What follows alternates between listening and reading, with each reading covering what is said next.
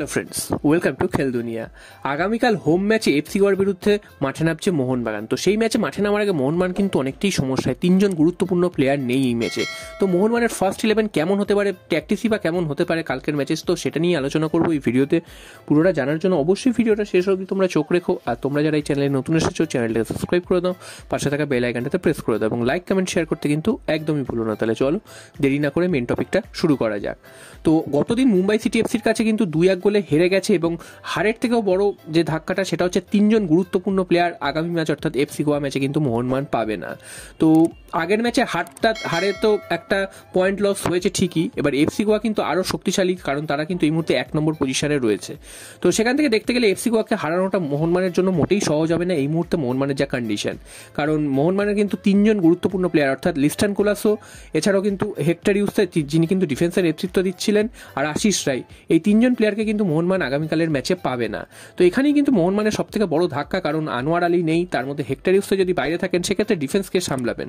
তো ডিফেন্সের line up কিন্তু এরকম হতে পারে, ব্র্যান্ডন হ্যামিল তিনি তো খেলবেনই, এছাড়াও কিন্তু সুমিত রাঠি তাকে কিন্তু সেন্ট্রাল ডিফেন্সে ফেরানো হতে পারে, সুভাশিস বোস যেমন বাঁ দিকে থাকেন তেমন তো খেলবেনই, একটু ওপর দিকে দীপক টাংরি থাকবেন, তার উপরে থাকবেন অনিরুদ্ধ থাপা এবং হুগো বুমো, দুটো উইং দিয়ে মনভীর সিং একটা উইং দিয়ে থাকবেন, অন্য উইং দিয়ে কে খেলবেন এখনো কিন্তু বোঝা যাচ্ছে না, হতে পারে কোনো একজন বিদেশিকে নামিয়ে দিতে পারে।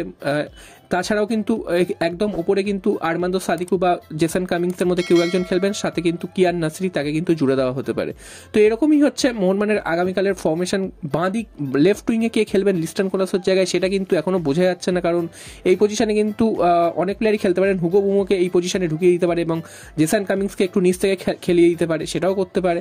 তো বিভিন্ন রকম কিন্তু ফর্মেশন কিন্তু হতে পারে। তো মোহনবাগানের কোচ জুয়ান ফার্নান্দো তিনি কিন্তু 3-4-3 এই ফর্মেশনই খেলতে পছন্দ করেন, বা 3-4-2-1 এই ফর্মেশনে খেলতে পছন্দ করেন। তো ডিফেন্সে কিন্তু তিনজনই রাখছে, যেটা কিন্তু গোয়ার বিরুদ্ধে খুবই কিন্তু রিস্কি হয়ে যাবে। এবং জুয়ান ফার্নান্দোর আরেকটা দোষ হচ্ছে তিনি কিন্তু একটা গোল পেয়ে যাওয়ার পরই কিন্তু তিনি ডিফেন্স করতে শুরু করে দেন, এটা কিন্তু মোহনবাগানের জন্য খুব খারাপ দিক।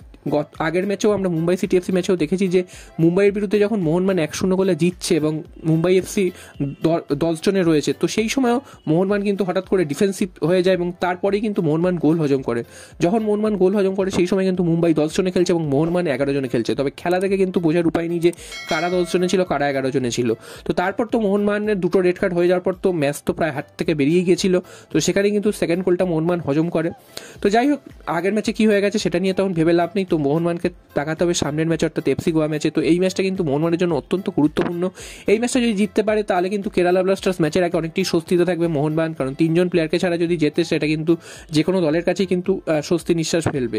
তো দিমিত্রি পেট্রাটসকে কিন্তু আমরা আগামীকাল সেই সাবস্টিটিউট হিসাবেই দেখতে পারি, তাকে হয়তো প্রথম থেকে নামাবে না, কারণ আমরা লাস্ট দুটো ম্যাচ দেখেছি যে দিমিত্রি পেট্রাটস তিনি কিন্তু সাবস্টিটিউট হিসাবে নামছেন এবং পরে কিন্তু সাহাল আব্দুল সামাদ কালকের ম্যাচে নামতে পারেন। আগের ম্যাচে তাকে কিন্তু নিয়ে যাওয়া হয়নি, শেষ মুহূর্তে তার চোটের জায়গায় আবার অস্বস্তি হয়। তো কালকের ম্যাচে আশা করছি সাবস্টিটিউট হিসাবে তিনিও নামবেন।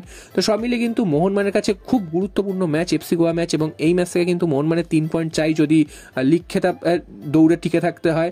এবং তোমরাও তোমাদের মতামত জানাতে পারো যে মোহনবাগানের কালকের ফার্স্ট 11 কেমন হতে পারে, সেটা কিন্তু তোমরা অবশ্যই কমেন্ট করে জানিও। তো দেখা যাক মোহনবাগান আগামীকাল 3 পয়েন্ট নিয়ে ফিরতে পারে কিনা।